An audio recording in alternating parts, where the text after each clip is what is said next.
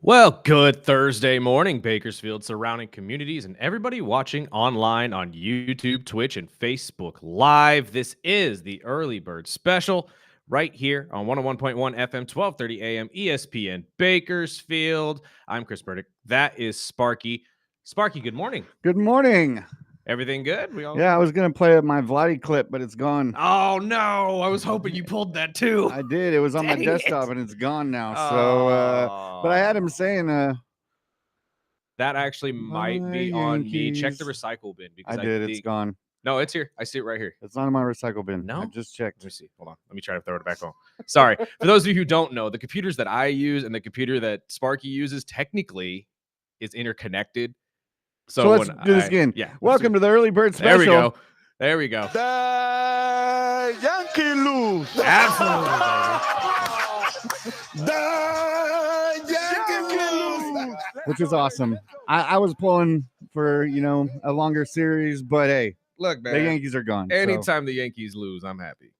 But you know what's funny though, and we'll get into MLB baseball. We'll get into a lot of stuff today. WNBA playoffs and I'm sorry, WNBA finals are underway right now as the Aces took a 3-0 lead over the Mercury last night on a shot from Asia Wilson with 2.2 seconds left. If you don't get the significance of that, it's because she's number 22, so that's kind of a cool thing that happens in sports. But baseball gave me a little bit of hope last night, just solely because the Yankees lost and I got to see Vladdy Guerrero Jr. and this Toronto Blue Jays team advance. And I'm not going to lie, I kind of hope they win the whole dang thing because I know my Phils aren't. My Phils ain't going to do it. Hey, they gave me false hope last night, Sparky. I'm telling you. Never say never. Look, my heart, and the easiest way for me to compare this, if you've watched any of the Avengers movies, Oh yeah. Endgame, when Black Widow goes and finds Hawkeye and Hawkeye's Ronin now killing all the gang members and stuff. And he looks at her and he says, "Don't give me hope. Don't do that." That's me. That's me right now looking at Philly saying, "Don't do this to me. Don't do this to me. It's not over until it's over. Don't do this to me. You guys look good for once." And I'm sitting Especially here thinking, Schwarber, man. Jeez. Look, he hadn't gotten a hit through the first 2 games of this series. Levy had to break eventually. Oh, he made up for it. Yes, he did. But again, don't do this to me. If they screw around and win game 4 today, it's going to happen. And we see a game 5 I'm not going to be able to sleep, Spark. I'm not going to be able to sleep just because and we'll get to the questionable comments from a certain player on this team too that we didn't get to yesterday. Nick Castellanos, who, again, if you've been following baseball, he's pretty much been on his way out of Philly since the beginning of the year. Only reason Philly hasn't moved on from him is because his contract is so big. No one wants to trade for him. Understandably so, because the only time this guy can hit a home run is if something tragic happens outside of the field and they're talking about it. So anytime you want Nick Castellanos to do well, apparently we need an assassination attempt. Regardless, don't give me false hope now. I know a lot of Dodger fans are sitting there saying, "There you go, you got your one. Now we're going to wrap this up tonight." And don't get me wrong, I kind of feel the same way. But I swear, Spark, if we screw around and win this thing tonight, and I have to sit there on a game 5, eyes glued to the television, because yes, I watched the game last night. I'm a liar. I know I told you all I wasn't going to, and I was done with the season, but I watched it because, got to talk about it on the show, so I can't exactly ignore the game. They're giving me false hope, man. I could feel it. I could feel it in the back of my heart. I'm just, you lift me up a little bit just to knock me back down, just to remind me, no, we just wanted you to stop crying for 5 seconds before you finally just stake right through the heart. But hopefully the Phils can continue this win streak. Let's talk about a couple of these other games, too, that we got to witness yesterday. Cubbies pulling off a 4-3 win over the Brew Crew. Fantastic game where the Cubbies got to the starting pitching of the Brewers right away in inning 1, and you need that. You desperately need that if you're the Cubs. Now, granted, they had to hold on to a 4-0 lead from the first inning all the way to the end of this game, and dang near lost it in the 7th. But if you are the Cubbies, every single game against the Brewers that you've played so far this year, you have benefited from an early start. You've benefited from some sort of quick get off from your best hitters that gets you out in front early. And then your pitching has led you to the success that you've had so far past that. So from what I saw yesterday when it comes to the Cubbies and the Brew Crew, if the Cubs can continue to play that way in the first, second, third innings of these games, you might have a good chance of coming back in your series as well. But right now, it's a really tough task. Anybody who's played or anybody who's watched a game of baseball, especially in the playoffs, 5-game series are difficult to turn around. It's possible if you have the firepower. I'm just not 100% sure if the Cubbies have that firepower. Michael Busch is a fantastic hitter. Horner is speedy on the bag. You have Kyle Tucker, obviously, but you need everybody, and I mean everybody, to pick it up. Ian Happ, you cannot have a 1 or an 0 for 4 game coming up tonight. You need a big game from Ian Happ, who's hitting less than 1. He's hitting .09. You need more from him. You need more from Shaw, Dansby Swanson, somebody who's been in the big game in his career. You need him to step up.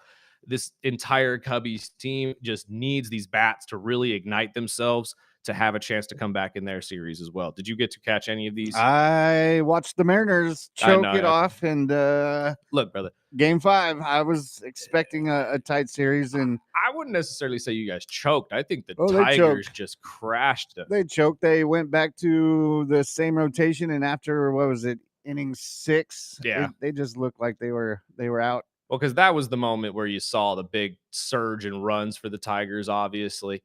And that's one of the benefits of the Tigers and the Blue Jays, really, if you've watched the Blue Jays play at all this year, because the Blue Jays have an innate way of just getting base hits. They get on base. They play the money ball game. They really do. They'll hit home runs, don't get me wrong. But the vast majority of their games, or at least the runs scored, are done on singles, doubles, and stuff like that. It's not really a home run hitting team outside of Vladdy. So when it comes to teams like that and the Tigers benefit from a really strong pitching core. But when their guys like Torkelson and Javi and all of these guys can get hot and have a run in one inning, it's hard to come back from that. That's why I'm not sure if I could say that Seattle choked this game away or if the Tigers just capitalized on what you just said, Spark, just some questionable pitching moves. Like you said, and I mean, I saw it with the Yankee game as well. There were a lot of pitching combos and pitching it was like they were setting up for Game 5. Setups. Halfway through the game, I saw the same thing in the Mariners. I was like, they don't even want to come back to this one. They're all setting up for Game 5. Right. And we see that a lot in baseball when we're waiting on, okay, we're not going to throw in this pitcher. We're not going to do this. We're all just going to set up for Game 5. And, having that game, that little, cushion for you as well, obviously in any sport, you're going to play a little bit lax just to keep yourself ready for Game 5, as Sparky just said. But when pitching sequences don't go the way you planned, when you try to set up batters in certain ways and it just doesn't work out, or maybe they just read it correctly and they figured you out, these are just things that happen in baseball, especially with smart teams. And when smart teams are able to figure out the pitching sequences that you're going to throw to each of your batters, it just turns into runs for them. So, I mean, I think the Blue Jays really benefited from that this last series against the Yankees, because there were multiple pitching sequences where I watched where I was like, oh, that's the exact same one they threw at him the game before, and it worked the exact same way. And I don't mean in a good way. The Yankees pitching would literally approach each and every bat the same as they did the game before. No adjustments, no nothing. This is why guys like Aaron Boone are in such, just dire straits of getting fired. You didn't make any adjustments. You didn't tell your pitchers, okay, that sequence didn't work. Let's try this instead. Maybe instead of throwing a slider on 1-2, you throw a curve, or you go with the fastball up high and in. Change it up a little bit. I don't know exactly what. I'm not smart enough to tell you what the answers were, but I could at least tell you that the sequences that you were running weren't working. And this time they were able to isolate Aaron. Why Jazz Chisholm wasn't playing in this last Blue Jays versus Yankees game, I'll never know. But there are just small little tweaks that each of these managers could do to really get their teams over the top. I fully expect the Mariners to make that adjustment, as they have all offseason long, or all postseason long, I should say. The Tigers are just a fantastic, fantastic team. And honestly, on Friday, you're probably going to see Tarek Skubal again, which is going to be a rough going. That's fine. Bring him on. I know. Think we're 5-0 against him this year. I know. And again, that's the positive, right? But again, like I said, Seattle Mariners also went into Detroit undefeated. So anything can happen at this point. But having a guy like Tarek Skubal on the mound for you is going to give you a big leg up on these batters. Tarek is my number one for Cy Young this year, 100%. So it's hard for me to say that Seattle will just easily walk through them. But then again, last night I was thinking the Phils were done because Yoshinobu Yamamoto was on the mound. And we had Aaron Nola going, which again, shocked me at first, but I'm happy to see that Aaron Nola got through the first 2 innings without any issue. And then Ranger Suarez, the guy who probably should have started this game, came in and cleaned up the rest.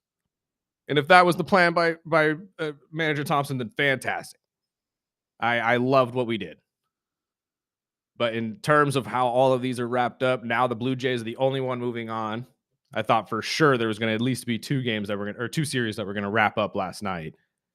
Tonight, you'll have both NL games going. I believe the Phillies and Dodgers will be at 3:00. The Brew Crew against the Cubs will be at 6. You got Sanchez against Glasnow in the Phillies and Dodger game. One moment, I'm trying to get the pitching matchup for the Brew Crew and the Cubbies. It will be. Do we even have one? Do they have it announced yet? Oh, Lord. Not sure if they even have it announced yet. So we'll see. What we will see as the show goes on. I'll give you guys an answer on that. But at this point with the Brew Crew and the Cubbies, you got to throw your best on the mound and hope to God you could survive if you are Chicago. Let's take a break real quick, pay some bills. On the other side, let's get into this Bill Belichick situation. Everybody talking about how rough of a start it's been for the Tar Heels and Bill Belichick. Me and Sparky have been saying it for months. I don't know what the hell you guys were expecting. I really don't. It's North Carolina. I've never really seen North Carolina Tar Heels as a football school or an organization that was really rare and ready to go to produce pros. It didn't really make sense to me, but everybody just kind of assumed with Bill Belichick coming in and Longbow coming in as a GM that they were going to be able to figure that out. And now everybody's, wanting him on the hot seat or talk about a buyout already. And it's only the first year. We'll give you the ins and outs of that on the other side of the break. This is the Early Bird Special right here on 101.1 FM, 1230 AM, ESPN Bakersfield.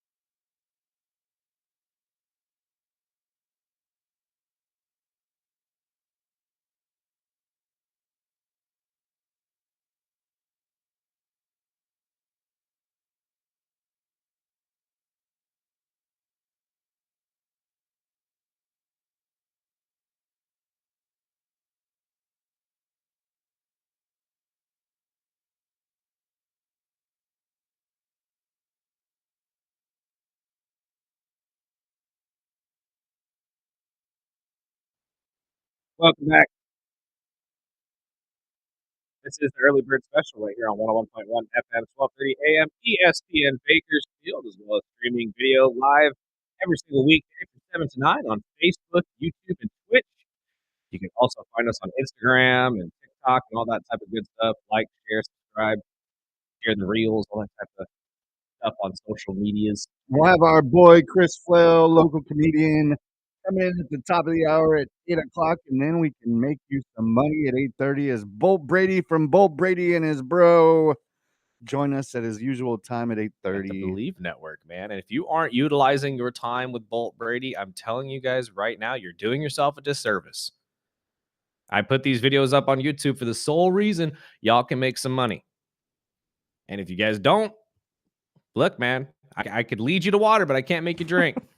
And we still have two more pairs of Bakersfield Brunch Fest tickets. If we get some good texts or good calls today at 842-2000, we might just give them away today so you have time to pick them up. Or I don't know if they're emailed or picked them up. They're emailed. I don't even think you need to pick these up. But you want to go out there Saturday 11 to 3. We'll be out there pouring drinks, and we've already showed you guys the waffle. Funnel cake waffle from Firehouse. That was fantastic. And we will be at the Michelob Ultra booth. Firestone.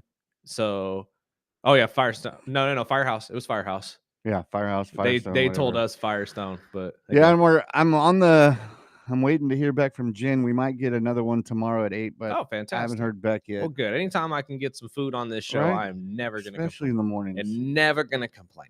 But let's talk a little football as the world is just going nuts over this Bill Belichick 2-3. Again, what did y'all expect? It's North Carolina. It's a basketball team. Like, okay, Spark, just a question to you, but if Bill went to like Alabama, would you agree with me that it'd be different? Of course. Like if he went to a school that was a powerhouse, I would get why everybody is calling for the buyout. But again, we're talking about North Carolina, the Tar Heels, and yet nobody has been able to text in and let me know of anybody of relevance in the last 2 decades. 3 decades we go back as far as Mr. Taylor, and I get that. But at this point, outside of Mitch Trubisky and Omarion Hampton, any other Tar Heel? Julius Peppers? Okay. Cool. And even then, Julius, I think, actually retired, a decade ago? Something of that nature. So why are we expecting Bill Belichick to have taken this program in which he had to decommit half of the team just because they didn't want to play for him and find players to come and transfer over to play for him? But we expected him to be 5-0 right now, crushing the ACC and being the powerhouse because it's Bill Belichick. Stop it. This isn't Nick Saban. This is Bill Belichick. And again, I have to parrot this because I parrot it every time we bring this man's name up. Only time Bill Belichick was a successful head coach is when he had Tom Brady. I'll say it. He was with the Browns, awful. Post Tom Brady with the Patriots, awful. There was a reason when Atlanta was the first team on the block that were saying, oh, we're going to sign Bill Belichick. I was screaming on top of Mount Vesuvius. Hell no. Don't do it. We don't want you in Miami either, so stay away. Y'all are so quick to crown this guy the greatest coach of all time. And everybody was just assuming, oh, Bill Belichick is coming to North Carolina. North Carolina just became a powerhouse. No. I don't even think they're going to win another game this year. I wouldn't be surprised. And do you think it's over? You think he ends up leaving? No. I think UNC came out already and said they're fully behind him. They don't expect him to have a pro-style system within a year. I think it's more on Belichick's side. You think it's more on the coaching area than anything? I think this was more of a stepping stone, hopefully, to keep his name out there and get him a better offer. And I personally don't see it happening. Oh, okay. I see where you're going with this. You're thinking that his move to North Carolina was just a short-term thing just to keep him in relevance. He got his statue. He got all his stuff. And now he's still in the news. And one of the funniest things is it was the big deal was Hulu was going to do the documentary, and they dropped pulled that the plug well. off that. And even the reporters that were doing the documentary were saying it's just a circus in their locker room. Doesn't surprise me. Which everyone thinks, you know, the Patriot years that it was the Belichick way. It was the Belichick way. And I'm starting to think it was just the Brady way. I don't think it was. I think Belichick does have that mentality, because if anybody that you taught or you hear that played for him, it's all the same. It's very cut and dry, very, no BS, that type of stuff. I think it's just a way different style from Yes. training athletes that are professionals to some college kids that, 94, 98% of them aren't going to that next step in the NFL. Hammer, you. Exactly. And what I heard from, the TMZ reports and Hulu, the people that were running the documentary was like, dude, we can't put this out. Oh, 100%. It's trash. It's 100%. garbage. And again, well, actually, no, what's funny is they probably could have put it out, but it would be more of a Jersey Shore than it would be what you hoped it would be. And again, I think there's more to it than just Bill. I think Bill has the right mindset in terms of disciplinary football. I think that it's the distractions that Bill is dealing with right now. The girlfriend, all of this stuff with the docuseries. I think him using his name, he was thinking that he was going to get more talent through the portal. And it didn't work out the way he wanted. Do you think this will tarnish him? Is his name? Yeah. Oh, heck yeah. Heck yeah. Again, the more he coaches, the more it's going to tarnish his record and his just, people's thought of his abilities to coach. And I get that there's a vast difference between the pro game and the college game. You can look at Nick Saban's career in coaching for that. You don't need to be explained. But it is just one of those situations where, one, I don't think it's fair to necessarily say that this is all on him. I really don't. The commits that you had coming in, it wasn't really necessarily anybody of big significance. And again, like I said, a lot of his players had to transfer out the minute they heard he was coming.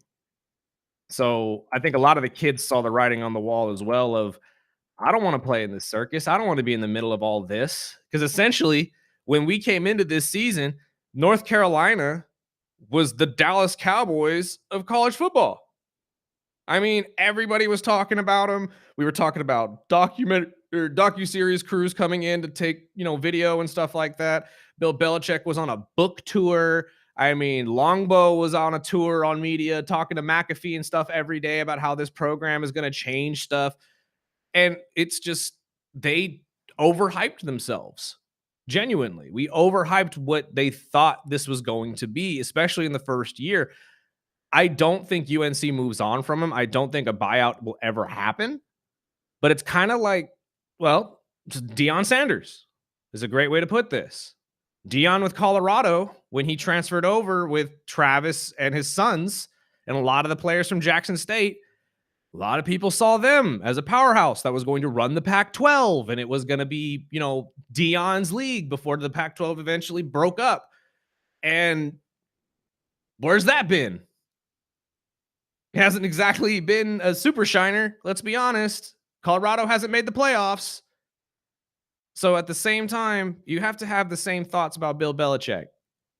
Bill Belichick has a lot of experience as a coach, but as Sparky said, the games are very different, especially pulling in these athletes and keeping them there.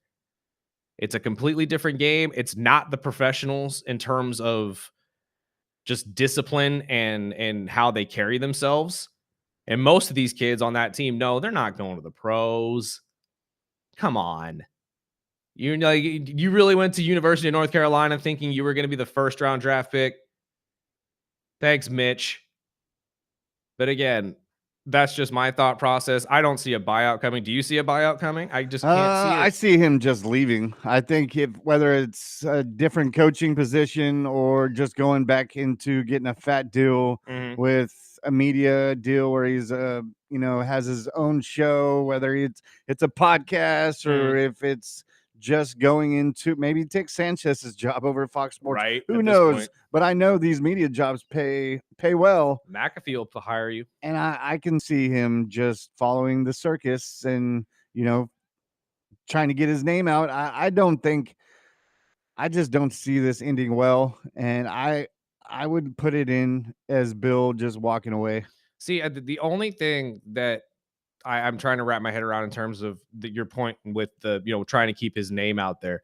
Personally, I think not coaching would have kept his name out there more than coaching. It should have, yeah. We've seen it with guys like John Gruden, shoot, Nick Saban. I mean, as long as you're available, Cowherd, yeah, as long as you're available, these guys are going to talk about you potentially going to whatever school or whatever team. I mean, a So lot of them are. Rex Ryan. There's so many former coaches that stick in the media right. somehow, some way. I think that might be his better option until Just they forget about this and maybe he gets another coaching opportunity. But I don't think having his name anywhere around North Carolina in this football program, which you said multiple times, when you think North Carolina, you don't think college football. No. And I don't think you're ever going to do that. No. But I just think, it was cute to keep his name out there. And I think it's more settling in now that the big name Belichick isn't going to attract these college superstars to use the portal to go play at North Carolina. I think he has just a better option going back to the media and waiting it out until he gets another coaching opportunity in the NFL. And break up with the girlfriend while you're at it, because the distractions that she has brought you have helped you in no way, shape, or form, including your media presence. Because let's be honest, vast majority of what we saw before the season, everybody was questioning, what are you doing? Yeah, it was a joke. So at this point, she's not good for you. I don't think you coaching at the University of North Carolina is good for you. I don't even know if Bill should just go back to media. I think Bill should just say, you know what? I'm retiring. I'm going back to Massachusetts or Boston or wherever the heck his main place of residence is. And like you said, maybe just wait it out a couple years before people just inevitably forget about all of this and he gets another shot in the NFL where he is clearly a better head coach. Because at this point, again, I wasn't expecting a whole ton from the Tar Heels,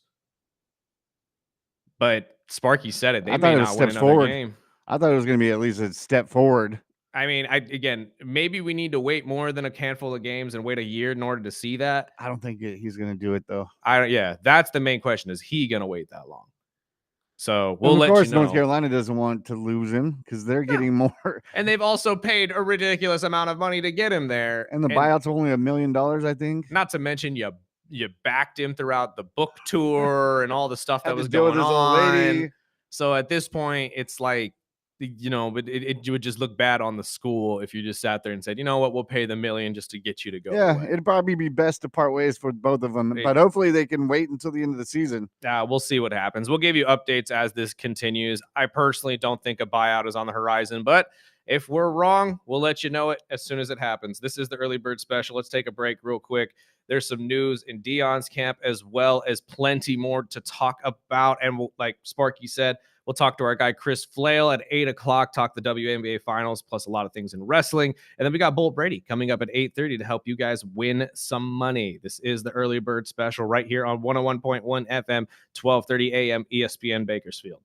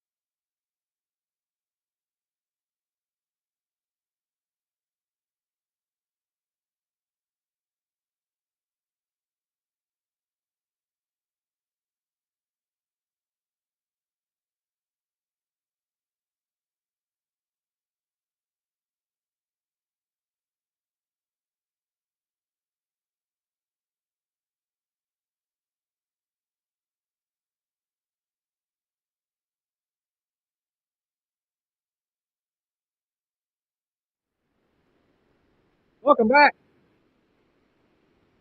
I love Sun 41, but there's a new commercial that's out right now that Taco Bell's running that makes me feel old as hell. It's because all they do is play a Sum 41 song in the background and let you know that your Y2K favorites are back. And then I realized it hadn't been that long since the big. You know? Oh, 25 years. Yeesh. Ugh. Yeesh. I miss that music. I do too. It's fantastic. And honestly, anytime we could hear it right here on the Early Bird Special, this is why you need to listen to us on radio at the same time. You can watch us on Facebook or on YouTube or whatever, and just put up the radio in the background. It'll be at the exact same time. You get the music plus our beautiful faces. It's fantastic. It's the whole show. The whole show. I will say, I went and watched him. Oh yeah, how was last that? Night. Oh no! Don't you me? It wasn't anything to write home about. Really? I was surprised because I was going in thinking, all right, everybody's bashing this movie, which means I'll probably like it. Yeah, I mean that's traditionally. I mean, it wasn't anything special. See, and it was a lot of running around. The story was all over the place, and I mean, Marlon Wayans definitely plays a character you're not used to, which I liked. He did a hell of a job, but the story wasn't all the way there. I mean, it's a weird realm to dance in, to be honest with you. When you try to, I was expecting more of a thriller. Yeah, and it wasn't. No, not really. It's more of a psychological thing, I take it. It was more of, he takes the kid out that's supposed to replace him as the MVP quarterback as a rookie, and he takes him out to like the middle of the desert where he does all his training, and it was just a gruesome type of training that he does, and he kind of just picks on the kid the whole way through, and it wasn't really much of a story. See, that's what I was kind of hoping the story wasn't going to be, because the trailer does kind of make it seem that way, that he's just kind of the disgruntled vet that doesn't want the kid to take his spot. So to make sure he doesn't, he just mentally breaks him before he ever hits the field. Yep. And they kind of show how much the body takes. Yeah. And how the training, sometimes could be a lot deeper than what we expect or what we see in practices. But I mean, overall, it probably wasn't the best movie I was expecting. See, this is where I was worried as well, is the fact that Jordan Peele didn't actually direct this movie. He just produced it.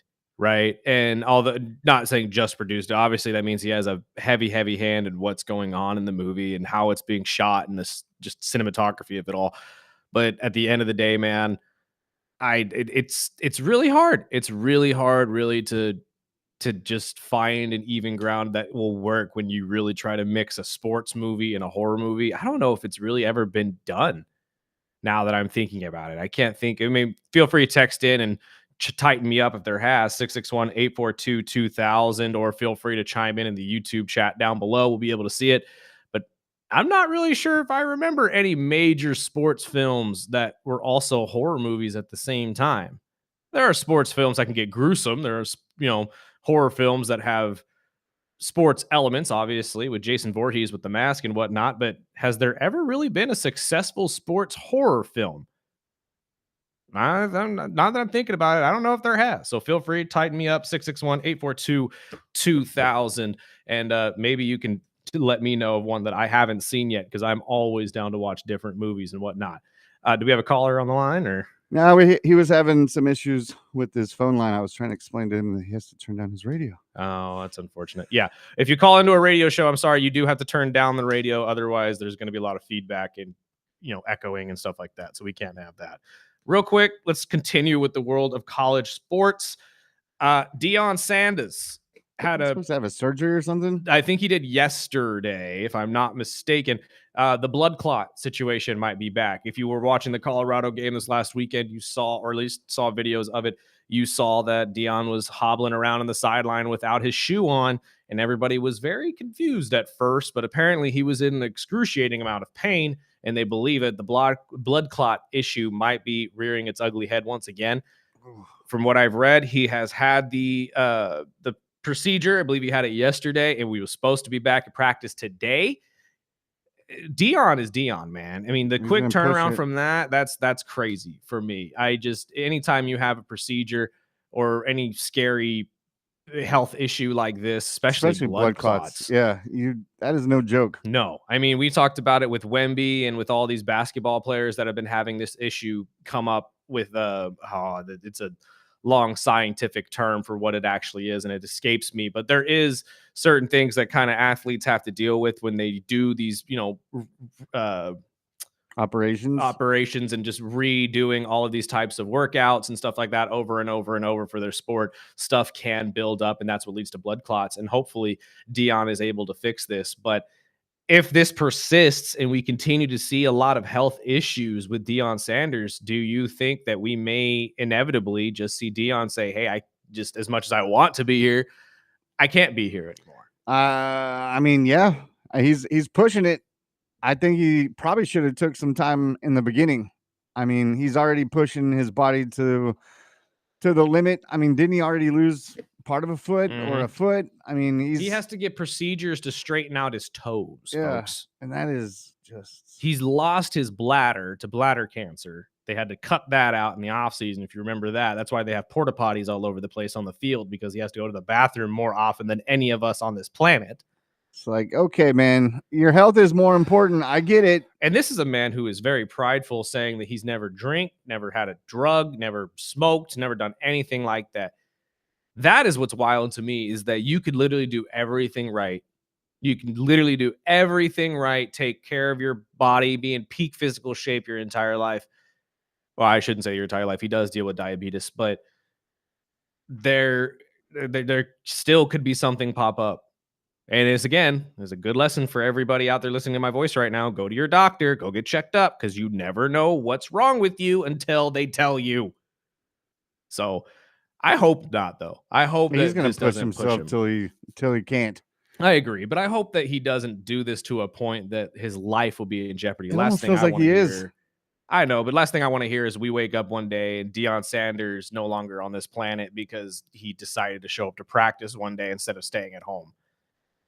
I think he's pushing himself too much already. Yeah, but at what point do the boys step in, Shiloh and Shador and Deion Jr., and look at him and say, Dad, you need to sit down. Like, you need to calm down. Like, I know you love ball and everybody loves that you are in ball, but we all want to see you live a life full. Like, we don't want to see you off this planet any sooner.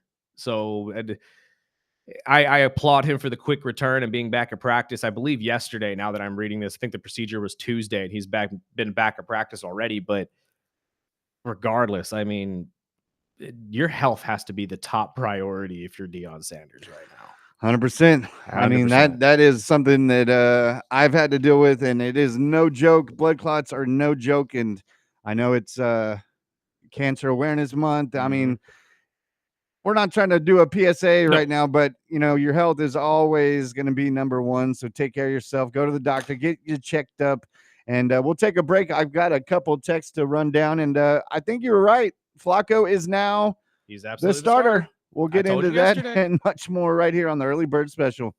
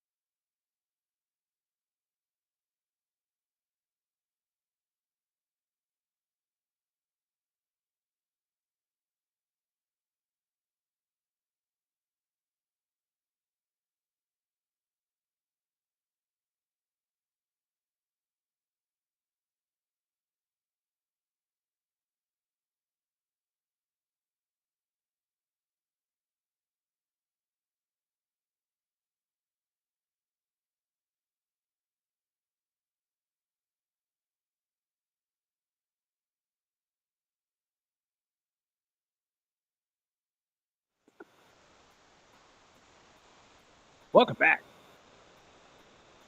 And now that the playoffs in baseball are starting to come down to an end of this series, we will have the Great Kurt Show back live today and tomorrow, beginning at noon, followed with the Money Wise 2 to 3, right into the Phillies Dodgers game, and that'll first pitch 3:08 p.m.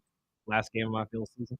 And you can call or text in if you'd like to win some Bakersfield Brunch Fest tickets, taking place this Saturday at the Kern County Fairgrounds from 11 to 3. Unlimited drinks, unlimited brunch bites. But a few texts that we got earlier in the show. The first one says, I love Birdie's take on the series. Let's go blue. I'm just saying. The next one says, for sure, Dodgers are taking it out today after those distracting uniforms and a 600-foot Schwarbomb. Go Dodgers. First and foremost, distracting uniforms. That's what lost you guys the game. The fact that we wore powder blues. Yeah. Really? Look, man, I'll sit here and say the Phillies have a large mountain to climb, but it had nothing to do with the fact that we wore the Philly powder blues. God, you guys, you make me scratch my head sometimes. This one says, who do you guys think is the early favorite to win the NFL MVP this season? It started off strange, meaning guys like Mahomes, Lamar, Hurts, and even Barkley aren't even looking like the favorite to win it right now. Right now, no, and you're 110% right. If I had to guess who the field would be, probably Josh Allen, Daniel Jones, maybe Justin Herbert if they didn't lose these last two games. I think he was going Baker. Dak, I think, needs to be in there. Baker, actually, yeah, Baker would be a great one. If I had to narrow it down to four, probably would be Josh, Daniel, Baker, Dak. I think those are fair. Dak Prescott's leading everybody in passing yards in a lot of statistical categories. Josh Allen is Josh Allen. They're 4-1 right now in Buffalo, so he's going to get the favoritism. Obviously, Daniel Jones is playing out of his mind right now with the Colts.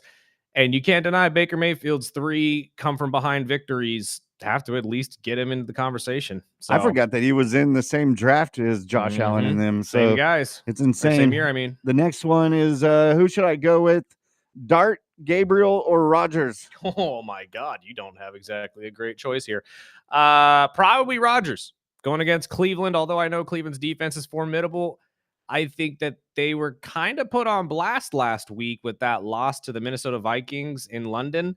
I think that a lot of those last drive plays really show that they can be at least attacked in certain areas. So I would say Aaron Rodgers and the Pittsburgh Steelers coming off this bye week would probably get you the most points. Malik Washington or Vidal from the Chargers? I am sorry that you have to choose either of those. Yeah. What are your thoughts on I that? mean, Malik is getting double digits in most PPR leagues, and it's probably because he gets a lot of kick return points. But I mean, he's getting his couple rushes a game and gets a couple looks. I don't know what to expect with these Charger running backs this week. I really don't either. I do know that they're playing the Dolphins rush defense that everyone is going to eat. So you might have a better option starting one of these running backs for the Chargers just because everyone is running on them. Running back by committee, though. I think they're going to run out the clock and run the damn ball. Oh, I'm sure they will. It's Harbaugh as well, but if it's Malik is your only other option, yeah, that's probably where I would go. But dip into your free agency pool and see if you can't find someone a little bit better, maybe. But yeah, I guess I would probably agree with Spark and go with the Charger running backs. The best tight end, Jonnu or Kincaid? Ooh. I like Kincaid. I like Kincaid too, but you're going against Atlanta's defense, which have been fantastic in the first 5 weeks of the season. Honestly, Jonnu probably on my end, just because they usually scheme him into the game at some point with Arthur Smith. So I wouldn't be surprised if Jonnu had a big game after having such a small one in week 4.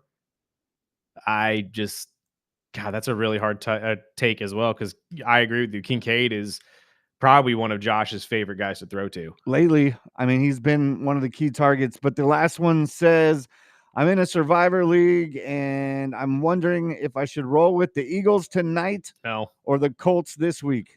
Don't touch Thursday night football games. Just don't do it. Trust me. there's a good chance the Giants win this game tonight. There are. And we were going to get into that with our guy, Chris Flail, who's a diehard Philly. So who did you pick this week in yours? I'm not sure if there's I went with the Colts. Did you go with the Colts this week? But I had very rare or very limited choices. True. And Arizona is beat up this and week. Now I'm reading that Kyler might not even play, which means what's his name? The old Dolphins, and not Bridgewater, not Huntley. Oh my gosh, I can't remember. Zach Wilson? No. Zach Wilson's your backup now. Skylar Thompson? No, he's in Pittsburgh. No, they've got a mediocre backup that is in line to start if Kyler doesn't. I know Kyler has missed practice all week. I just like the Colts. Yes, Jacoby. How did I forget about Jacoby Brissett? Me too. I mean, we've had so many backups in the last 5 years. This guy, I love 25 watching Jacoby play, though. I mean, that's one of those guys, kind of like Tyrod Taylor, that everybody always goes to when you need a backup quarterback. But for some reason, you'd never hand him the ball as a starter. I had the same option because I have the Eagles left in my, but I stay away from Thursday night games. Don't touch. I think Philly will win, but I'm not betting the amount of the pot in this league to bet on that. If you have them available, I think the easiest one to choose this week would be Green Bay over Cincy, because again, Cincy's offensive line is awful.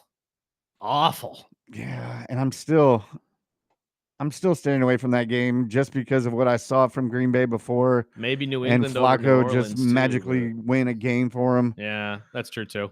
The rallying round, but you never know. It's football.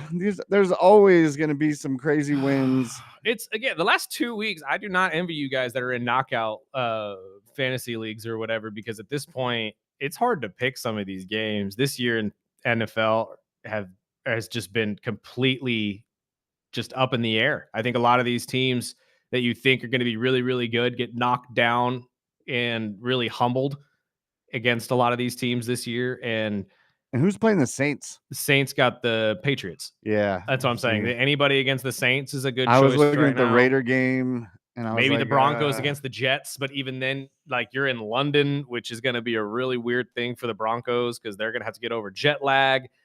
A lot of them are tough. It's the 6:30 game in a different country. It was like, okay, I'm staying away from that one. Don't envy any of you. I really don't. I mean, you could also go Pittsburgh over Cleveland, I suppose, but Cleveland has a really good way of just beating Pittsburgh every year.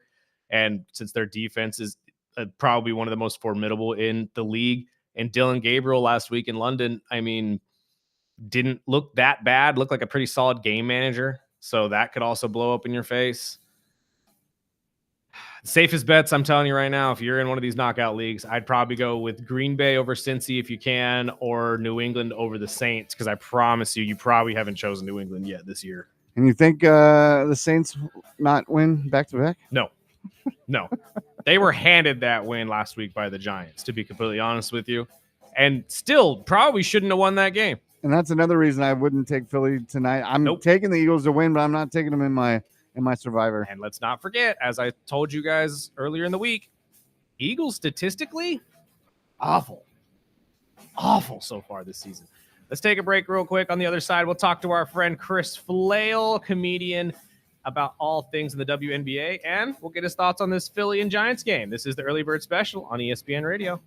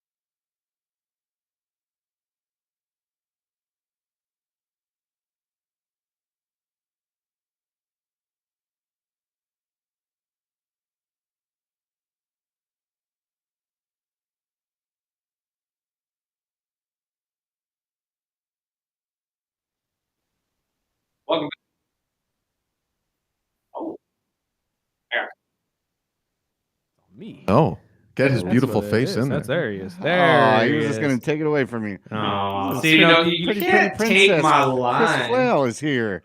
Pretty boy. Good to see you, boys. A day early. I appreciate right. you making time for me. Absolutely, sir. Good to see you as always. Before we get started on all the sports stuff that obviously we're going to talk about, because we have Crown Jewel this weekend, got the WNBA going on. Any shows that you want to pump up that you have coming up? Yeah, thank you guys for putting it on your page. We got the Morro Bay October 24th show in Sparky's favorite on the mean streets of Morro Bay. Absolutely. I looked it up, by the way. Crime statistics are 1/2 to 1/10 of the rest of the state of California. So there's a good chance that all of the crime in Morro Bay was on the street that you stayed on. I'm sure they are. That's what happens when you try to get a cheap room. Who do you think is the one that pulled them all there? They all followed Sparky. Yeah, ever since you left, the crime all rate of our has been listeners just that fine, said, "Oh, Sparky." Sparky's going to be in Morro Bay. Oh, we got to go. We got to make it life." It was those gang colors of the Dolphins. Yeah, there it is. Teal That's and what orange. it is. Mm-hmm. Brings out all the gangster from people, but they said this guy was a Dan Marino fan. We can't let him walk around these streets.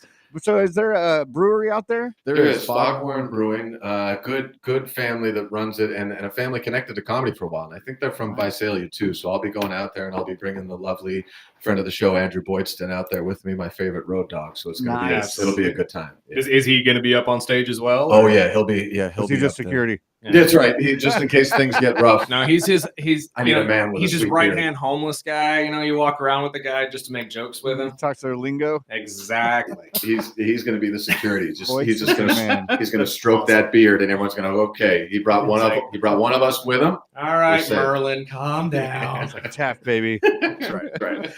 Let's talk all things sports with real quick. WNBA finals underway right now. Aces have a 3-0 lead over the Mercury. Underwhelming. Yeah. It looks like they're going to. Well, we had a game-winning shot last night. That was cool. That was cool. That was cool. Game-winning shot. 2.2 left on the time clock for 22. Yeah, and it's always cool to see Asia Wilson shine. But as we talked about off the mic, both teams shouldn't be there. This was supposed to be the collision of New York and Minnesota, and just through injuries on the part of New York mainly, and through referees and organization, we did not get our Minnesota showdown. So the Fever making it all the way to where they did, that was kind of just out there. You didn't think that was going to happen either? I did not think that would. So I thought they would be in the final 4 teams, but I thought we would have a healthy Caitlin Clark. I've been saying for a while not to be a rabble rouser, but I have said for a while that there is a chance Caitlin Clark is the 3rd best player on that team. That's fair. But it's very cool that with her injured, they still finished that far into the playoffs. It will be interesting to see what the team dynamic looks like now, because it looks like they're at a crossroads. It looks like they've figured out that they should be playing through Aaliyah Boston. I don't think when Caitlin Clark comes back that you're going to be able to play through Aaliyah Boston. Here's the thing, though. I think a lot of people believe that just because of the way Caitlin can shoot the ball. If you remember, the Warriors were best when Steph didn't have the ball in his hands. True. When he's running off screens, he's getting these open shots. And I think you can have the same kind of success in Indiana if you do the same thing with Caitlin. True. As long as she will live with it. Yeah. And that's the part that we haven't figured out yet. We've seen the on-court body language. And again, getting the ball to Aaliyah Boston, the nice fancy passes from Caitlin Clark, they look great and they pad the stat line and all that. But really getting the ball to Aaliyah Boston in the high post and running the offense through her is where they're winning. I don't know if Caitlin's going to be able to play with them. Well, it's all about just putting the ego aside at some point and being a teammate. But with that being said, the other thing that I wanted to bring up was this entire thing with Nafisa Collier, Sophie Cunningham. I mean, everybody really coming out post them being kicked out of the playoffs, obviously, and criticizing the commissioner of the WNBA. The biggest criticism that I have for her, and it just bugs me that she even said this, was the commissioner's thoughts on Caitlin, saying that Caitlin should be thankful to the WNBA for giving her a platform, or she, quote unquote, would not be as big as she is now. That is a wild statement. Ridiculous if true. Ridiculous if she said that and thinks that. But here's the interesting part. And I forget her name, but I saw the Indiana Fever coach, to her credit, noted that everybody seems to use Caitlin as their sword when it's convenient. Because up until about 4 weeks ago, if you asked your casual NBA player or a staff member, they probably would have parroted the line that Caitlin should be lucky to be here and take a number and pay your dues and all that stuff. But now that we're coming to this point where it behooves the players to embrace Caitlin Clark, she's the champion of the league now all of a sudden, which is interesting. But I will say, I think the commissioner should be gone. I don't think this should be the commissioner of the league. I think we've known that probably for a while now, that this shouldn't be the commissioner of the league. However, again, when you're going into contract negotiations, and a lot of that leans heavily on NBA front offices, as the kids say, this is a messy way to do it. And I don't think this helps their long-term negotiating power. I don't think so either. Do you think that a lockout is on the way? That's what everybody keeps bringing up. The only thing that shakes that up for me is, again, the social element. It'll be very socially difficult for the NBA to take a tough stand and say, too bad, sit at home. Or we'll get players 85% as good as you all that nobody knows, and we'll have the exact same league and maybe lose less money.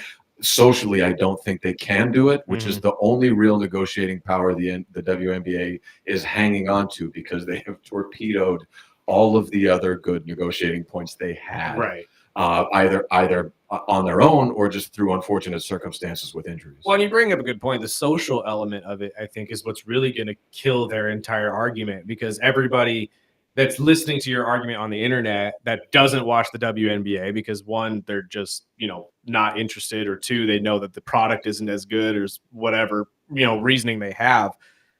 You can't necessarily win that person over because they're not a fan of you.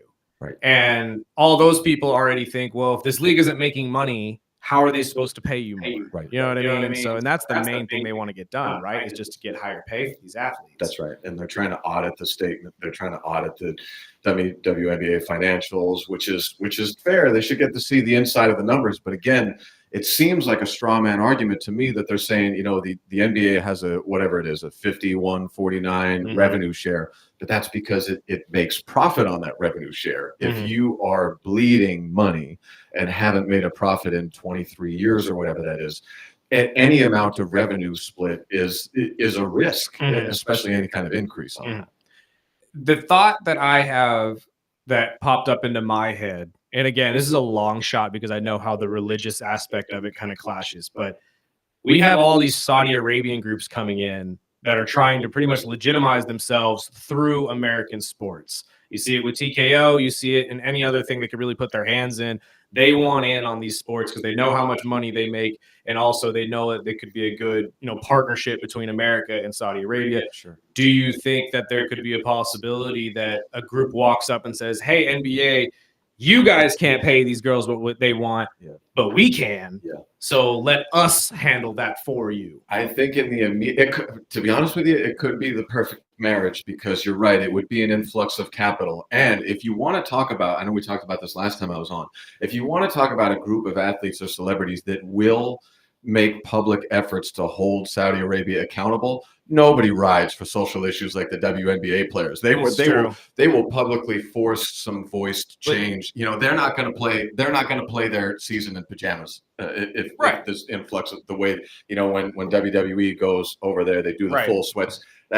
There are going to be some changes if they and that's the only thing that I think is the hurdle that I don't see them getting over, is the religious aspect of this, that it is women's sports, and Saudi Arabian people are very, very just within their traditions of how that's supposed to be done. And just like any good business person, you try to buy it when it's low. Right. And I just think Saudi Arabia, the money makers over there are smart, strategic. Yes. And they know what they're doing, whether it was with boxing, UFC, wrestling. I think they stay away from this one. I do too, and I don't think the players would accept it. At least not now. Maybe in a few years, if something they'd accept it if it's a couple $1 million in their pocket. I guess the power. Nafisa Collier would put a lot of things aside, I'm pretty sure, if you gave her a $5 million contract if the trade was to wear sweats and in their basketball games. I just don't see it. I just don't, and it's such a weird crossroad right now where we're at. A couple months ago when everyone was healthy, they were talking about expansions and blah blah blah blah blah, and now it's kind of taken a step back where the lockout is almost certain to happen. Well, and you're also looking at something interesting. I haven't thought much about, but Nafisa's husband has the unrivaled league that is growing in popularity, which could be another bargaining chip, depending on how much. Which Caitlin stepped out of and won't play in. Because that's the other thing I hear is that if they do go into a lockout, all these players are just going to go to your big threes or your, whatever league they can and play there instead, and probably just make that league even bigger. But at the same time, it's like you just said, though, if we don't have a lockout, fans aren't just going to magically pop up in a WNBA game. Right. You know what I mean? You have to have some sort of reason to go there and watch.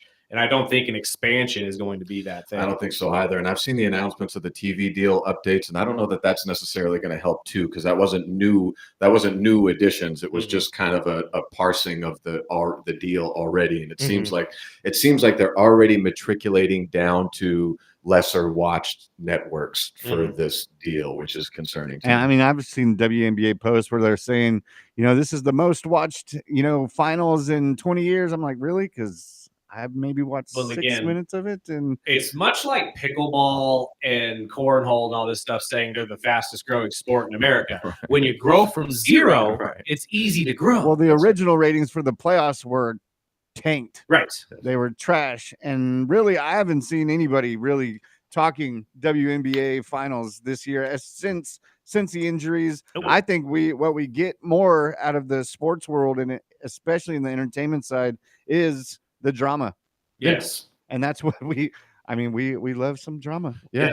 Modeling, no one has off-season drama like the NBA, but at a close second, WNBA is the fastest growing off-season drama sport. Drama, I saw a Laker fan suing LeBron yesterday when I was prepping for the show, and the exact report was it was fraud, deception, and misrepresentation after teasing a high drama second decision video that we talked about yesterday. And he wants his money back as he paid the $900 for a Laker Cavs ticket. LeBron, because you're stupid enough to pay for a Laker ticket at that price, homeboy. Yeah. Like I said it yesterday on the show. If you were one of these dumb Laker fans that decided to jump on that bandwagon, I have no pity for you. By the way, that should be on LeBron James's Hall of Fame bust as fraud, deception, and misrepresentation. He is the best comedic liar in the history of the NBA. I mean, he got me. I was like, oh, is he going to get traded? Is he retiring? That's exactly. No, you're not alone, though. There's a lot of people on YouTube that were thinking the same thing. Yeah. Doing shows, live broadcasts, special broadcasts for the thing, and it ends up being a Hennessy ad. Mm-hmm. Like, I'd be mad because of that. Don't get me wrong, but I can't deny it. The more I thought about it yesterday, him using the decision as a way to, advertise for his new partnership with Hennessy, it's genius. Ultimate troll. I remember it's the ultimate troll. A couple of years ago, he became a partner or affiliate with Blaze Pizza. Yeah. And I think this is right when he went to Los Angeles, and they had a giant party to launch. He didn't go. He didn't go to the launch party of his own partnership. Lord. For Blaze Pizza. Great pizza, by the way. Great Blaze Pizza. A little extra cooked, extra well done pizza. Have you had Bakersfield Pizza Co.? No, and you got to try that place. Really? We'll do our lunch over there. We'll do a lunch party and not show up to it. The lunch special there is fantastic, dude. Okay. Giant New York-sized slice of pizza for $12 and a drink. And you tell them the early bird special sent you, you get a discount. But I was going to tell you the wings. They've got about 40 different flavored wings. Peanut butter and jelly. Peanut butter and jelly. I've missed New York style pizza, New York real pizza by the slice. The one place in the marketplace used to have it. Yes. They still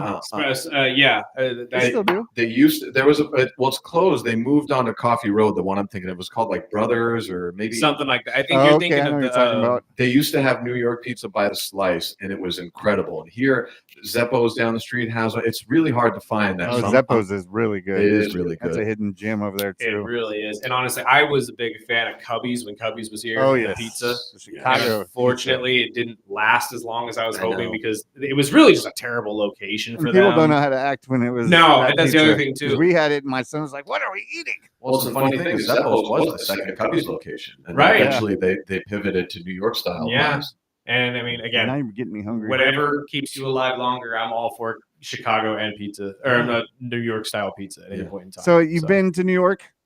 Yes, not as much as you would think growing up in Pennsylvania, but I have been there. Is the pizza really fantastic? Just like a big difference. Just like everything else. It's anywhere you can get great pizza just about anywhere. Mm-hmm. But it's the one place where everywhere you go has the greatest pizza you've ever tasted. It's just like if you have a Philly cheesesteak here, the best Philly cheesesteak, name your top 50 city, is probably 10 to 20% less than your best Philly cheesesteak, but you get a best Philly cheesesteak everywhere you are, and that's why they argue of those Pacino's and all these other. Yeah. There's like 30 of them that make a great. Well, perfect segue because the Eagles. Yeah.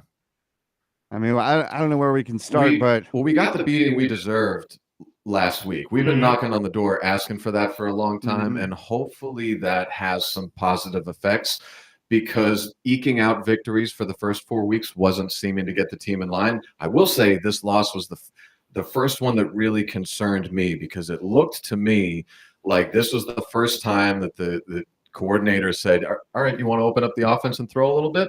Let's open it up in the second half. We couldn't do anything in that second half. And is it just me, or I know they ran that player option last year like nobody, and I'm not seeing it. No.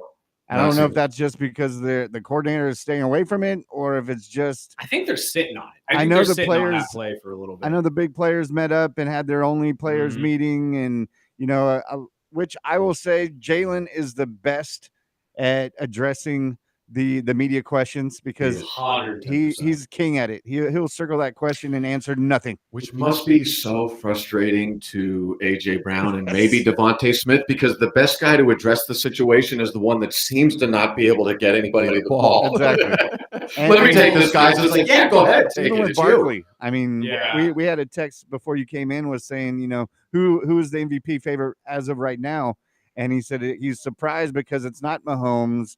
It's not Barkley. It's not Hurts.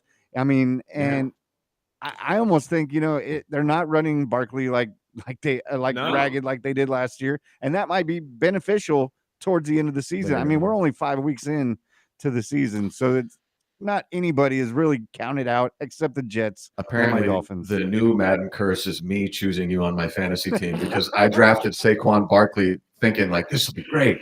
He had such a good year last year, and I get to root for my favorite team in double the scenarios, and just never pick your favorite players in fantasy football. I'm going to tell you that right now. You will be disappointed every single time. I am the worst team in my league every single time, unless you're Sparky with Tyreek Hill for some odd number. I went with Josh Allen this year, and I'm still 10th out of 12.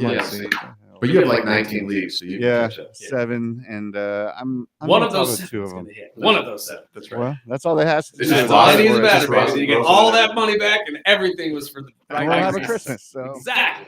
How do you guys feel, or how do you feel, rather, about going against the Giants tonight? Though, Thursday night games are always tricky. The Giants seem to be figuring it out with Jackson Dart. Yep. Although they lost last week to the Saints. Short week, rivalry week. Got a game's worth of tape on Jackson Dart now, so that's nice. But yeah, and it's in New York, right? Which great. This first one is you guys play again 2 weeks from now. I saw the news come out and say that our All-Pro linebacker Nakobe Dean is making his return in this game from a severe knee injury, and what better place to do it than the AstroTurf that's already taken a chunk out of 3 or 4 knees. What a great way to start. How do you feel about that? Because that's another story that people have been talking about in the NFL a lot lately, is the need to figure out this turf or grass situation. I don't know if you're going to be able to really get everybody to agree on one central idea, though. Yeah, I don't think you will get anybody to agree, and I don't think you need to. And I'm not sure what the integrity issues are with New York's field, but again, as a Philly fan, we were the first worst field of all time with Veterans Stadium, where you've got there's like hours of interviews of people talking about how bad it was, how there were some areas that were just concrete. Yep. Chris Collinsworth used to talk about he could see the dead spots on the field that he would run a cornerback to that they couldn't pivot on, and that was like 25 years before they actually moved to the links. So whatever's going on in New York seems to be a unique problem onto its own.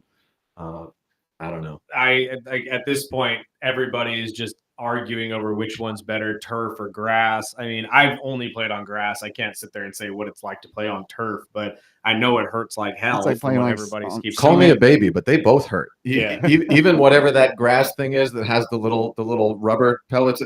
It all hurts. I'm Yeah. a baby, but it hurt. It's still, football. I'm It's over supposed to it. hurt. It was 26 years ago. I'm over it. Well, Oh Lord. so I know you'll be out.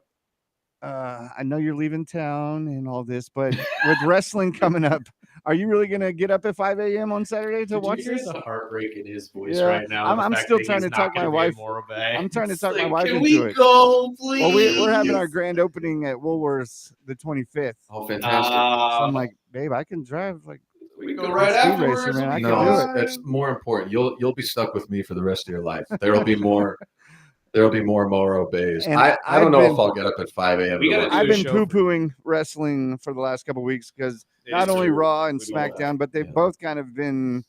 It's fun. It's not for us right now anymore. Yeah. Again, it's gonna have to take a sea change before they shift. I saw they're making some changes to the writing team. I think that's very welcome Really? and very needed. Good. Yeah. I heard that as well. I see Was it Disney? They're giving the Road God, Dogs some no. help. I know we have a real plane right now that God, no, Disney was please, up Disney. next. Well, I gotta imagine they're seeing the criticism online, and then just someone with eyeballs is looking at this and going, "Okay, like I said, you've got Io Sky, best wrestler in the company, has not won a match in 6 months. You've got the greatest of all time is retiring, and you're." Do you remember that Unreal episode where they were talking? Triple H was saying like, "I don't want to blow this." Yeah, And John he's Cena gonna let said, John pick all of the people and all that type of But stuff. John said in that little back and forth, he said, this is a 200-page great book. Imagine how bad the last 2 pages would have to be to ruin it. It's like Triple H took that as a challenge ever since. Challenge accepted.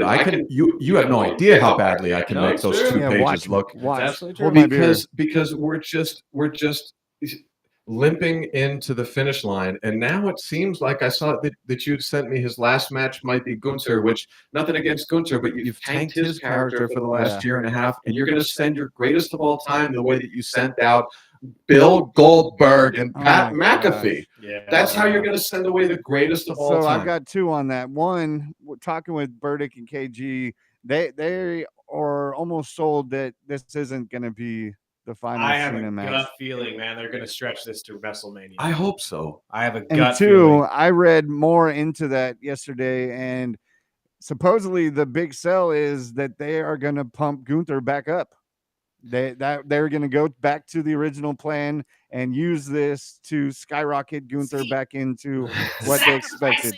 The goat to Yeah. do that though isn't Exactly. the right move. Yes, and how many times he sacrificed himself to pump up Cody. Yes. He's going to do it. He's done it to pump up Seth. Look, man, Paul. all you have to do is have Brock do it. Yeah. That's all fans would want. Just have Cena and Brock one last time, have Cena win. Yes. Cena's probably the only legend in the WWE where I feel like they have to win their last match. I agree. Every other legend, usually you lose because that's how you go out. You go out on your back.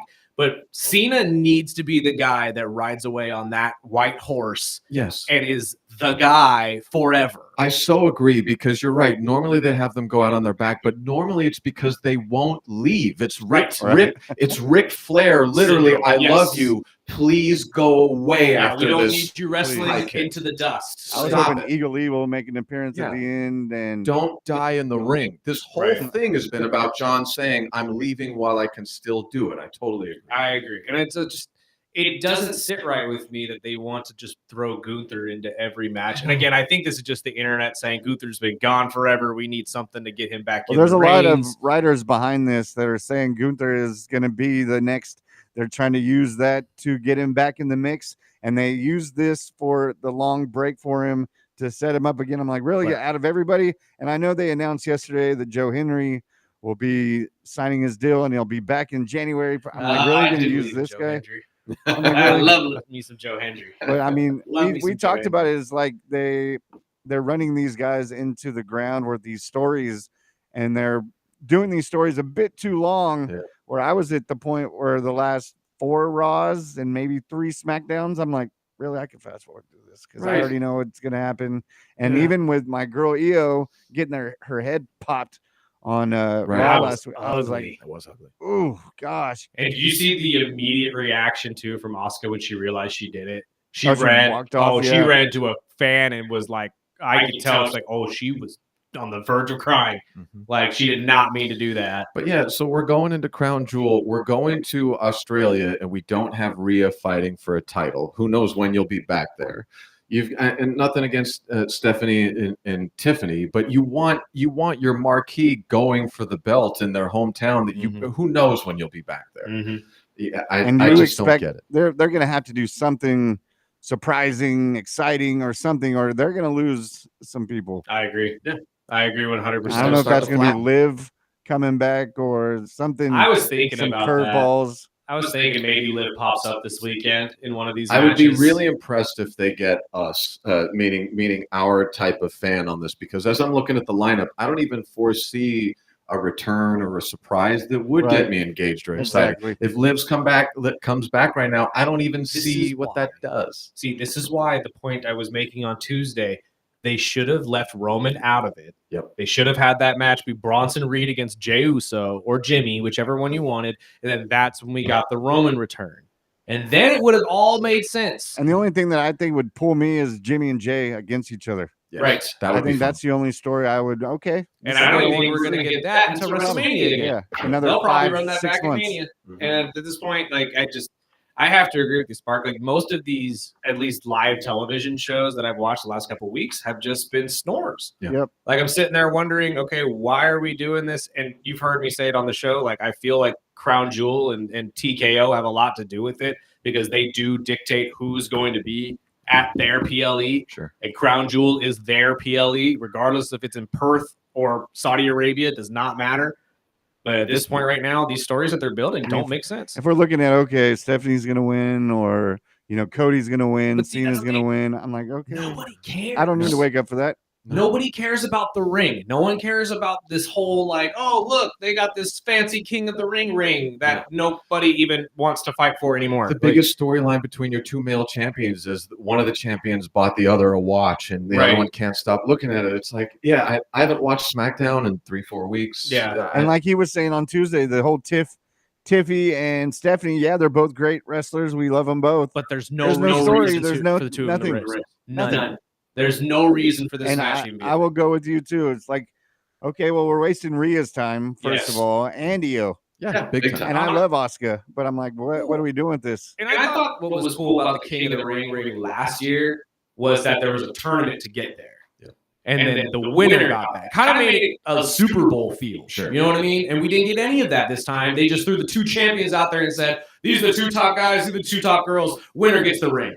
It's like, okay, Vince, like what are we really working for here? Right. Like this doesn't make sense. At least Vince had the decency to allow us to hate him publicly. Right. Come on, give us At a least little he something. came out there and was the one that said it to everybody, and he's the one that got the booze instead of them just writing it into a story and pretending like this was always the plan. Exactly. And hopefully they don't sense. drag out Cena like they've done with old wrestlers. But I mean, I would be telling pissed if I dropped $12,000 to sit ringside to see Cena's final match and he's back the next week. And just throwing this out there real quick before we let you go, because we are out of time. I said this on Tuesday. I want to get your thoughts. I mapped out the perfect way to end John Cena's career. Okay. You have this match against AJ on Saturday or Sunday at Crown Jewel. Then you have him take on Dom on Raw. He wins the Intercontinental belt. Loses that belt in about 2 to 3 weeks to Rusev because Rusev has been looking for it. Longtime rivalry. You can get that out of there. You build up for this match at main event, whomever it is. God willing, it's Brock Lesnar. Yep. And then, like I just told you before this, he finally beats Brock. Yeah. Rides out on a white horse. Every John Cena fan gets to at least be happy and cry tears of joy for once. I think after this, he's only got three. Yeah, it's like left. 3 or 4 matches left. Beat him with an F5, maybe. Do something crazy. That's Right what I'm out on saying. the white horse. Peacemaker season 3. I never stopped seeing John Cena on my television. And then, Tonight is the final episode of I was just about to say, Peacemaker? don't get me started on Peacemaker because man, is that one of the best TV shows. Oh man, It's I can't get enough of the man. It's so good. And watch Brock Lesnar come in as one of the best. That's the scene drop right there. Brock Season Lesnar's 3. a butterfly. Yeah, they Brock could throw in Lesnar. Dirty Dom. Oh my God. But no, we appreciate it, Flail. Always a pleasure. Thank you, my friend, so much. We got to take a break, pay some bills. We got Bolt Brady on the other side to hopefully help you guys win some money. This is the Early Bird Special right here on 101.1 FM, 12:30 a.m. ESPN Bakersfield. Beautiful.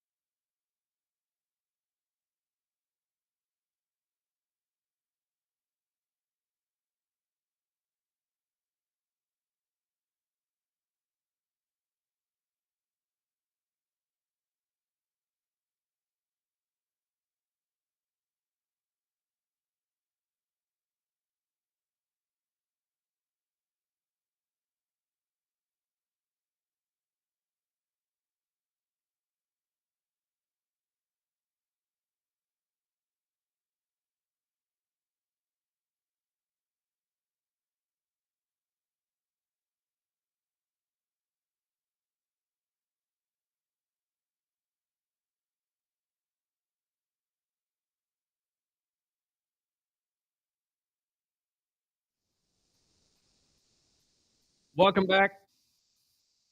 This is the Early Bird Special right here on ESPN Bakersfield, 101.1 FM, 12:30 AM, streaming video live every single weekday from 7 to 9 as the show goes on Facebook, YouTube, and Twitch. You can go back and watch all of those episodes every single day on YouTube. Just look for the Early Bird Special, like, subscribe, share with your friends. But it's time to talk to our friend Bolt Brady from Bolt Brady and his bro at the Believe Network.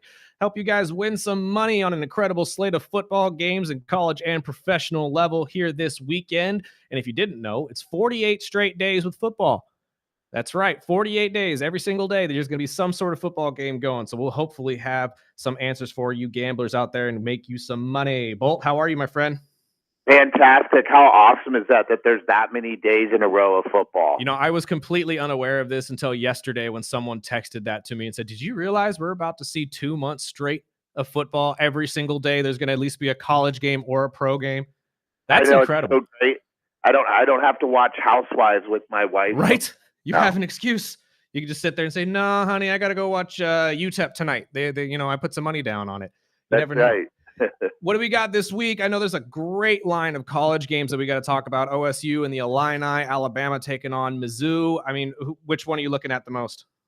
Well, I like Mizzou plus 3.5 against Alabama. Mizzou's actually coming off a bye, so they've had 2 weeks to prepare, while Alabama's had 2 emotional games against Georgia and Vanderbilt. So I like Mizzou there. Fantastic. I love the Tigers when they're actually ranked. This is the first time in a while they've been ranked, right? Yeah, they sometimes sneak in there, but they do have a great home field advantage. And I have family from Missouri, and it's the talk of the town. I mean, that's on Saturdays. That's all people do is literally get in front of the TV and watch Mizzou play. I mean, it's like Nebraska. They travel so well, and the entire state gets behind the one college. It's hard to really play in a just an environment like that. But other games that we're looking at here, what about number 7 Indiana taking on Oregon at home? See, that's traveling in the Big Ten is so tough for the West Coast teams that I'd have to lean with Indiana there on that game. But one of the other games that I like is Colorado's at home versus Iowa State. Iowa State's ranked, but Deion's actually 5-1 as a home dog. We've gone with Colorado earlier this year at home. I like Colorado plus the 2.5 against Iowa State. Before we move on, since you brought up Colorado, what are your thoughts on Deion and dealing with these blood clots and stuff? Do you think he's going to be the coach there for, next year? Oh, geez, I don't know. It's a bummer.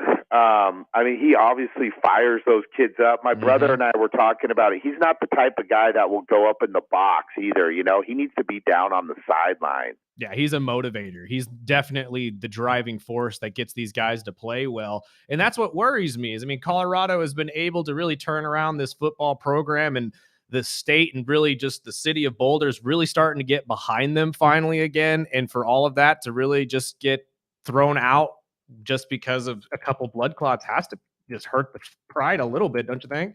Oh, yeah. It's a serious bummer. I grew up in Colorado, so I remember the days they were so bad that they'd let everyone in at halftime for free. Right. And it just to fill the seats. And now you got to be selling them out just because Deion's there as the coach. Oh, yeah. I've got friends that have got season tickets, and the prices have gone way up since he's been there. But, yeah, they fill it up for sure. Well, can't be higher than the Lakers tickets did with this whole Hennessy ad thing that went on, but it is what it is. What else you got for us this week? Well, so tonight, last week, the Niners treated us well with all the injuries. We got a lot of injuries this Thursday night, too, but they're on the Giants. And not only are they rolling out the rookie quarterback, but he's got no one to throw to now with Neighbors and Darius out. So he's got Wan'Dale Robinson and Bo Collins. I mean, who is that? So 7.5 points is a lot, but what I like is the under here. The Eagles are only averaging 20 points a game, and I think the Giants are going to struggle to score too. So I like the under 40.5 tonight. Now, we love Wan'Dale Robinson on this show. He has saved me many a time in a PPR league. So if that's all he has to throw to, Bolt, I'm completely happy with it. I'm not going to lie to you. Well, from a fantasy perspective, it will be nice that there's no one else. Yeah, no, absolutely not. But what other games you got for us in the pro level? And then lastly, Monday night, Kansas City, they face Detroit, and they're going to want a little revenge from losing at home to Detroit 2 years ago. Patrick Mahomes is 29-12 when he's giving up 3 points or less. And they had 476 total yards last week against the Jags. And not very often that Patrick will throw a 99-yard interception. Mm-hmm. They're going to battle back. I like Kansas City there. What are your thoughts? I keep hearing guys like Whitworth coming out and saying Detroit is still the best team in the NFL. Do you agree with that? If you look at their stats, like especially against the spread, I mean, I will say against the spread, they are definitely, since the big guy's taken over there at head coach, they've won 70% of their games against the spread. Mm-hmm. But no, I don't think I'm not going to say Jared Goff is the best team in the NFL. Sorry. No, I agree with you. I heard that yesterday from Andrew Whitworth and Ryan Fitzpatrick, and I said, really? I mean, they started out really ugly, but I guess they could always turn it around here in the next 3 quarters of the year. And then 2 quick self-indulgent questions for you before we get to our text messages for you as well. Michigan at USC. Do my Trojans have any chance? Maybe. Yeah, I'll give it a maybe. Yeah, God, that's giving me a lot of confidence there, Bolt. Come on, now we're going against a freshman quarterback. USC's got to have a little bit of love. I'm trying to be nice. I know you are. I appreciate that. I mean, we are favored 2.5, so who knows? Maybe Vegas knows something we don't. And then Monday night, Atlanta and Buffalo. I hear that Atlanta is 7-1 on Monday night games since Dan Quinn has been the head coach. Does that warrant betting on the Falcons, even though they're a 4.5-point dog right now? I don't know. I think the Bills are probably going to be pretty mad coming into that game. I would lean with the Bills there. Fantastic. And I believe we are actually bear in text messages this week, right, Spark? Yeah, you just covered that. The one question we had was about the USC game. Well, see, there you go. And I'm not alone there, Bolt. You at least got to give us a little bit of love. And I think I agree. I was leaning on Atlanta just even with the points, but after New England gave it to Buffalo, I think Josh Allen's coming out pissed. Have a little bit of faith in both. He's coming out pissed. I know you don't do baseball, but I mean, is there any special with the obviously with the Yankees out, but I'm a Mariners fan. I'm hoping we can pull out this series against the Tigers tomorrow. Yeah, I mean, that is a good series, but I think, and I think you guys have a lot of Dodgers fans down there, right? I think this is ball game. I think the Dodgers are going to win it all. I told you. I'm a Phillies fan, and I've been saying it for a couple days now. But you can turn around and go with the Falcons on the Bills. I mean, it's the same thing. I mean, that's true. It's the same thing. True. But and I'm the only one. I still think the Phillies can push a game 5. I still think the Dodgers win. But I want a game 5, man. I got to have a little bit of faith in one of my teams. Hopefully Atlanta could give me a little bit to be happy about next week during a football game. I mean, shoot. But at this point, I mean, I'll take whatever the heck I can get because my Phils have absolutely let me down in this playoff run whatsoever. Sir, thank you so much for your time as always, and we will talk to you next week. All right, see you guys. Thank you, sir. We got to take a break real quick, pay some bills. You're listening to the Early Bird Special right here on 101.1 FM, 1230 AM, ESPN Bakersfield.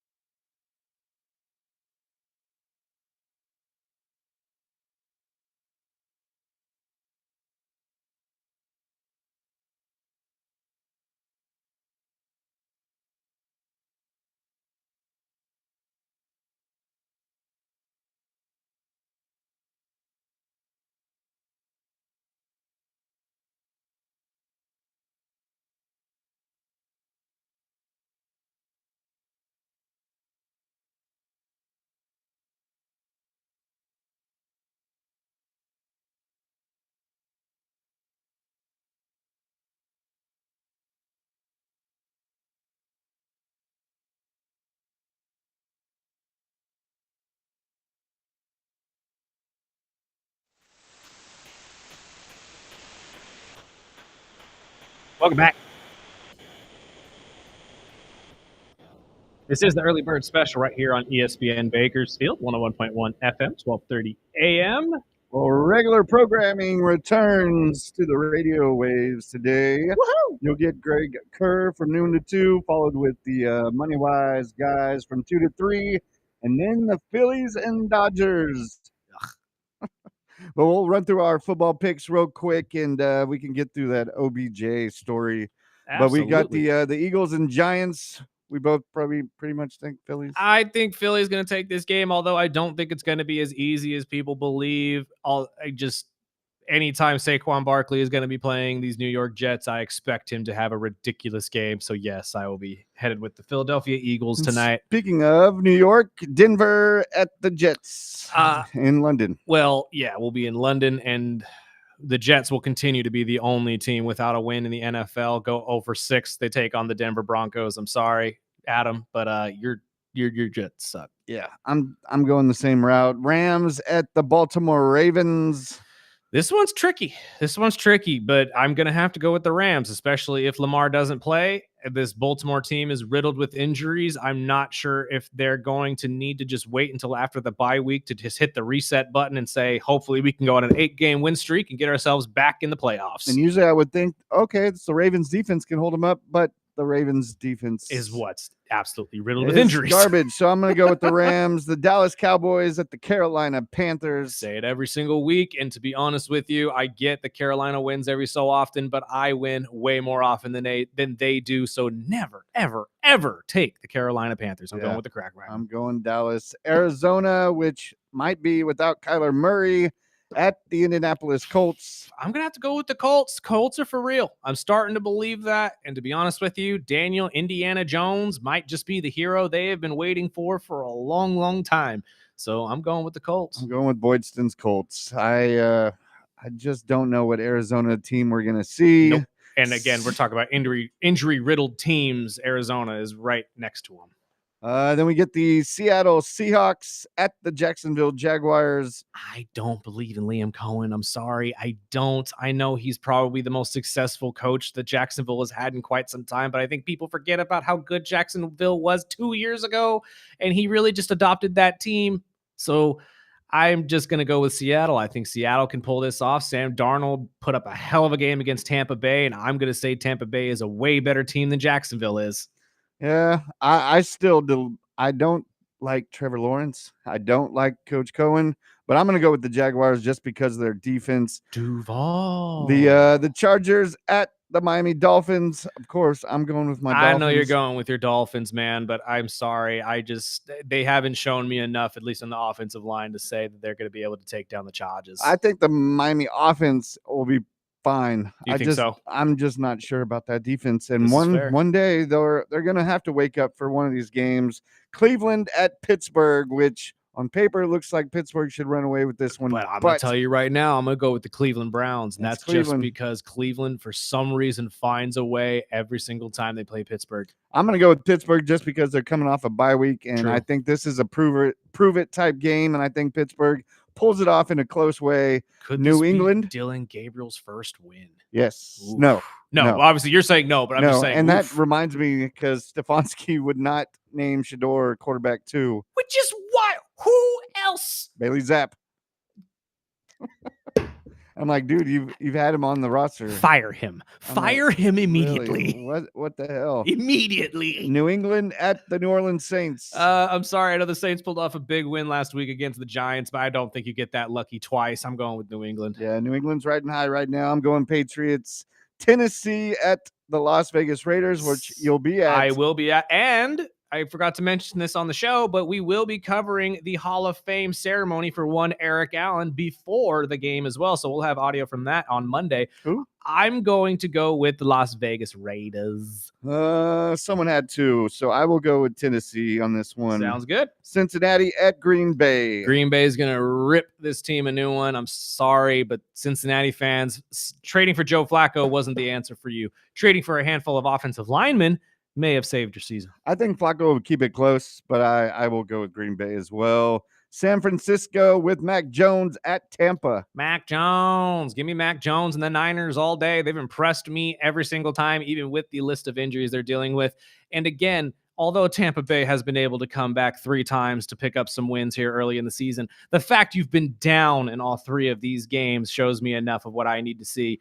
San Francisco 49ers. And I did read Schefter reported about 20 minutes ago, Kittle is suiting up next week. He'll be back early. Tampa, I'm going Tampa. I think Baker is the man, and I think Frisco's defense is not going to be able to still the most punchable face handle Baker. And Sunday night, we talked about it with Bolt, but Detroit at Kansas City. I like Detroit here. I genuinely do. Kansas City has left me scratching my head if they've really figured it out or not. I know they've picked up a couple big wins lately, but at this point, I think Detroit and Dan Campbell, they know who they are, and they don't need anybody questioning them. So I'm going to go with the Lions. I think it's going to be a high-scoring, tight game, but I will go with Kansas City. I'm an AFC guy, so I will just roll with Kansas City. Buffalo at Atlanta. Against my better judgment, I'm going with the Atlanta Falcons. 7-1 in Monday night games since Dan Quinn was the head coach. And I'm telling you right now, that does factor in. And I'm a massive Josh Allen fan. And you know what? I'll even say this. If we lose Monday morning, I'll wear my Josh Allen jersey. Ugh. That's how much I'll say it. I don't care who wins either one of these games, either one of these guys, because I love both Buffalo and Atlanta. But I'm riding with my boys. I will not pick Buffalo. I'll take the loss. I think they'll win, but I'm not going to. And surprisingly enough to me and probably everybody listening to me, Atlanta has the #1 defense in the NFL right now, and that has nothing to do with the bye week.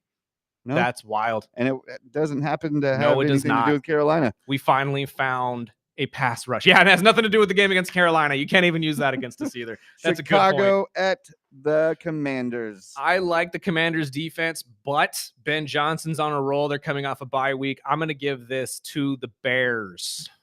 I'm going Washington. I'm thinking Caleb and Ben figured something out while watching the Washington Commanders these last couple weeks, and hopefully they could pick up Ben Johnson's 3rd win as a head coach. And tune in tomorrow. We're live 7 to 9 like every weekday morning, but we'll have a Kristen Weber that's going to talk about the Bakersfield Women's Tennis Open coming to the Bakersfield Racket Club. I believe the exhibitions kick off Sunday, and then we'll have a full week of superstar tennis, and it's free to the public to go down to the Racket Club next week, get some lunch, watch some games, and then we'll have our boy Kyle Pitzer. Absolutely. Talk all things with Crown his new Jewel. slushy beer that was announced yesterday. Ooh. We will let you know what that is tomorrow. You'll have to listen to the show or go to Dionysus's Instagram page, and I'm sure they have a post up there for you as well. I'm very excited for tomorrow's show just to be able to talk about this Thursday night game. To be honest with you, there's something in my gut that tells me the Giants show up tonight. That defense has some guys on it. And with the way the Eagles have been playing, it would not be out of the realm of possibility that they drop this one tonight. That's going to be tough. It is. It's going to be tough. Talking with Flail, I'm not going to let his Eagle talk get me to change my pick from the Colts to the Philadelphia fans they'll get you over to their side some way or another. They really will. How do you think I became a Phillies fan? But I'm excited because tomorrow I'm going to finally go see I'm going to space it. What? Not the futuristic movie. What the hell? Futuristic movie. Yeah, it comes out tonight or tomorrow at the movie theaters. We've got our tickets already. And Tron. We've got our tickets to Tron in 3D. I totally forgot you're going to see Tron, and honestly, I totally forgot the movie was coming out. Yes. And I'm a massive Tron fan too, but this old Jared Leto one, I love Jared gonna Leto. see it. I love Tron. I'm gonna go see it. Don't get me wrong, but Disney hasn't exactly been making me very excited to see a lot of these sequels they've been pumping out lately. I'm sorry. We got to get out of here, get out of the way for the great Rich Eisen. Join us back here tomorrow, 7 to 9, as always. The early bird special will be right here on ESPN Bakersfield. Sparky, let's get out of here.